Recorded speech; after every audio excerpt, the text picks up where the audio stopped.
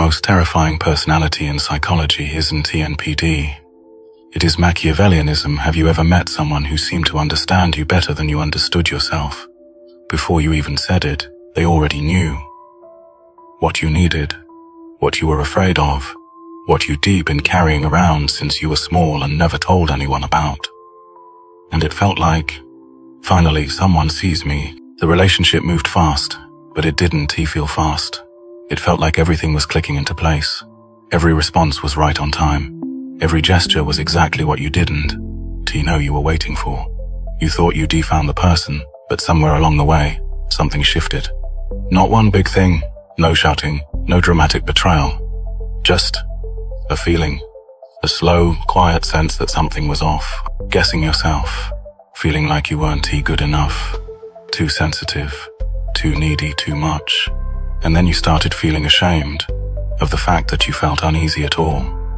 If any of that sounds familiar, stay with me tonight, because this video might help you see something you haven't been able to see from the inside. We're not talking about narcissistic personality disorder. That one has been covered to death. What we're talking about tonight is a dimension of dark personality that is quieter, harder to detect, and in many ways, more disorienting to experience. The scariest part isn't what they do. It is what you start doing to yourself. Machiavellianism. Before we go any further, I need to clear something up, because there is a lot of noise around this topic, and most of it is wrong. The internet loves to describe Machiavellianism as NPD but sneakier, or high-functioning sociopathy. That is not what it is. Machiavellianism is not a personality disorder. It is not a clinical diagnosis. It is a personality trait dimension. In 1972, psychologists Richard Christie and Florence Geis developed a scale called Mach-EV. It was designed to measure a person's tendency toward interpersonal manipulation.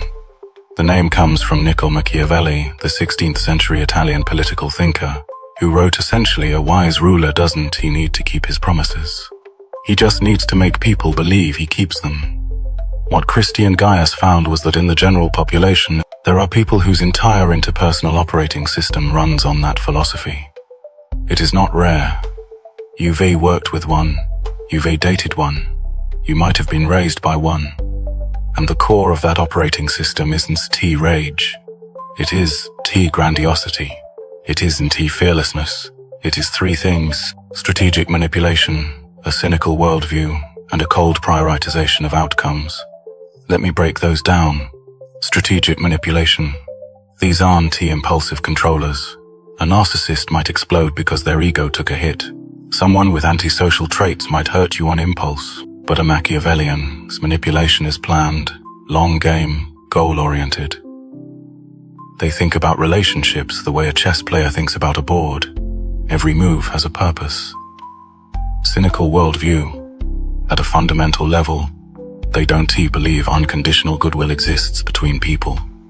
In their mental model, everyone is pursuing self-interest. The only difference is who is honest about it. So manipulation is evil. It is just realistic. Outcome over ethics. Morality, for them, isn't a compass. It is a tool. They display moral behavior when it is useful. But it is strategy, not conviction. So the real difference between Machiavellianism and NPD isn't who hides it better. It is that the motivation structure is completely different. A narcissist needs narcissistic supply. Your admiration, your attention, your emotional energy. You are their audience. A Machiavellian wants strategic advantage. You are not their energy source. You are a piece on their board. They don't need you to love them. They need you to be useful. Before I explain the mechanism, I want to describe something. You told them once, almost offhandedly, about your parents fighting when you were a kid. How you sit in your room clutching a pillow, not daring to make a sound. You mentioned it once, then you forgot you'd even said it. But after that, every time you got upset, they pull you close, put a hand on your back and say, "It is okay, I am here." And in that moment you thought, this person truly gets me. They see the scared kid I still carry inside, until one day you actually fell apart. I am really struggling right now. And they looked at you, perfectly calm, and said, here we go again. Have you considered that maybe this is a you problem? They remembered every wound you ever showed them, but they didn't remember them to protect you. They remembered them because wounds make the best handles. So what actually happened in that scene? We need to take apart the word empathy, because it is not one thing. Simon Baron-Cohen, the Cambridge psychologist, broke empathy down into two dimensions that can operate independently. The first is affective empathy. You see someone cry and your own eyes sting. That is your mirror neuron system firing automatically. No thinking required. It is emotional contagion at the neural level. Your friend goes through a breakup, and that tight feeling in your chest, that is affective empathy. The second is cognitive empathy. The ability to figure out, through observation and analysis, what another person is feeling right now. She is quieter than usual, probably upset. His smile looks forced. He might be hiding something. This is a cognitive skill. It has nothing to do with whether you actually feel what they feel. Here is an analogy. Affective empathy is like a thermometer. You stand near someone with a fever, and your own temperature rises. Cognitive empathy is like a thermal imaging camera. You can detect every fluctuation in their body heat, with surgical precision. But your own temperature doesn't change at all. These two systems can run independently. A person can have strong cognitive empathy and almost no affective empathy. Now here is an important research finding. In 2021, German psychologist Blittner and his team published a meta-analysis examining the relationship between Machiavellianism and empathy.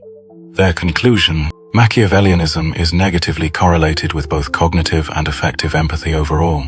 What does that mean? It means high Machiavellians don't actually have some superhuman ability to read people. That is the myth. But here is the critical nuance. The research shows empathy is lower overall. What seems to happen in real relationships is something else. Attention becomes tactical. Strategic attention allocation. Most people's empathy is diffuse. You walk into a room and you naturally pick up on the atmosphere. Who is happy? Who is withdrawn? Your attention spreads across the social landscape. A Machiavellian's empathy is focused. They concentrate all of their cognitive resources on a single target: your needs, your vulnerabilities, your attachment patterns. Precision analysis. They are not inherently better at reading you than anyone else. They are more motivated to read you, and motivation can look like talent, because reading you is the prerequisite for moving you. So that feeling you had at the beginning of the relationship, the feeling of being completely deeply seen, wasn't because they had some extraordinary gift for connection. It was because you were their current strategic objective, and they aimed the full weight of their analytical capacity at you. And once the objective was achieved, or once your utility dropped, that deep understanding vanished overnight. You were left wondering, where did the person who understood me so completely go? They were never understanding you. They were running a program on you. The program ended. Back to that scene, they remembered your childhood trauma, not because it hurt them to hear it, but because it was the loosest brick in your psychological wall. When they needed to comfort you, a hand on your back. When they needed you to shut down, that same memory aimed right at the crack. Same piece of information, two different uses, depending on what the strategy required in that moment. Now I want to shift the camera to the other side. If you've been in a relationship like this, or if you think you might be in one right now, the thing that probably confuses you the most is this. They never did anything obviously terrible. So why do I feel like I am falling apart? That feeling has a name. Some clinicians describe it as traumatic shame. It is different from ordinary shame. Ordinary shame says, I did something bad. Traumatic shame says, I am something bad. It does attack your behavior. It attacks your sense of existing. But this kind of shame doesn't appear out of nowhere. It gets built. One layer at a time, you'll notice that their warmth has a rhythm. It is not consistently good. It is not consistently cold. It is good for 3 days, then distant for 1, then suddenly intensely warm again. Psychology calls this intermittent reinforcement, and it is more addictive than consistent kindness. Your brain starts chasing the good moment. Like a slot machine, Precisely because you don't T know when the next payout is coming, you can T stop pulling the lever. So you find yourself getting more and more careful, constantly monitoring their mood, trying to get it right, so that the warm version of them comes back. Your behavior patterns have been reshaped, and you didn't T even notice it happening. You'll notice that their cruelty always wears the costume of correctness. They one T say, you are not good enough. They'll say, I am telling you this because I care about you. They one T put you down directly. They'll say, I am just being honest. I think you could stand to be more mature. When harm gets dressed up as concern, honesty, or even moral principle, you can T fight it, because the moment you push back you become the unreasonable one. They re-standing on the moral high ground, and you've lost the right to even say it hurts. You'll notice that every problem eventually becomes your problem. You say, I felt like you were distant today. They say, you are overthinking it. You say, what you said earlier really hurt me. They say, you are too sensitive. A normal person would take it that way. Once or twice, you might still be able to tell the difference. But when this pattern repeats, your brain does something very natural. It turns inward to look for the cause. Maybe I really am too sensitive. Maybe I am asking for too much. Maybe I shouldn't be feeling this way. You begin to systematically deny your own feelings. This is self-gaslighting. Most people have heard of gaslighting. Someone distorts or denies your perception of reality until you start doubting your own mind. But in this kind of relationship, the most frightening part isn't that they re-gaslighting you. It is that you take over the job and start gaslighting yourself. Why does this happen? Because your attachment system has been weaponized. John Bowlby, the British psychologist, showed us that when we feel unsafe, our attachment system activates.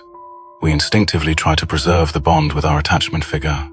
That means when something goes wrong in the relationship, our first impulse isn't they have a problem. It is, how do I get this relationship back to feeling safe? Machiavellians, whether consciously or not, exploit exactly this mechanism. The intermittent warmth and withdrawal keeps your attachment anxiety permanently activated. You stay locked in relationship repair mode. All your cognitive resources go toward analyzing. What did I do wrong? And you never have the bandwidth left to ask a much more important question. Is this relationship itself healthy? So, if you are in that place right now, I want to say something to you. Your feelings are real. If a relationship is making you chronically feel like you are not enough, not worthy of love, not deserving of respect, no matter how normal everything looks on the surface, that unease you feel is the most important signal you have. Don't dismiss your own experience just because you can't find proof. Your body and your emotions sense the danger long before your rational mind caught up. One more thing before we close. The internet loves ranking which personality type is the scariest. But that framing misses the point. When psychologists Paulus and Williams introduced the Dark Triad in 2002, they were describing 3 personality traits: narcissism, Machiavellianism, and psychopathy. They overlap, but they emphasize different things. In the real world, these 3 rarely appear in pure form. Most people are some kind of blend. Think of it like mixing chemicals. Same 3 compounds, different ratios, completely different reaction. High narcissism plus high Machiavellianism. That is the person who is exceptionally good at office politics. They need to win, and they brilliant at positioning. High psychopathy plus high Machiavellianism. That is closer to what we've been describing tonight. Cold, efficient, strategically precise. All 3 elevated. That is what the research calls the full Dark Triad profile. So instead of arguing about who is the scariest, it is more useful to understand the mechanisms. Once you understand the difference between cognitive empathy and effective empathy, once you understand how the attachment system gets exploited, once you understand how self-gaslighting takes hold, you have the basic tools to protect yourself inside a relationship. The knowledge that actually protects you isn't about labeling people. It is about seeing the invisible lines. I know that after watching this, some of you might start scanning the people around you. But I'd rather you didn't. Start by looking outward. Start by looking in. Ask yourself one question. That is enough. In this relationship, am I slowly getting smaller? More afraid to say the wrong thing?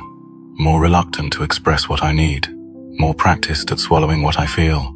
If the answer is yes, you don't have to make any big decisions right now. You don't have to diagnose anyone. You can do something very small. Start a note on your phone, 3 columns. What happened? Just the facts. What I felt, in my body, in my chest, in my gut, and what I told myself it meant. That 3rd column is the one that matters most, because that is where self-gaslighting lives. That is where I am too sensitive gets written in your own handwriting. Do that for a while, and you might start seeing things you can see right now, because our memories get distorted by relationship patterns. But words on a page don't.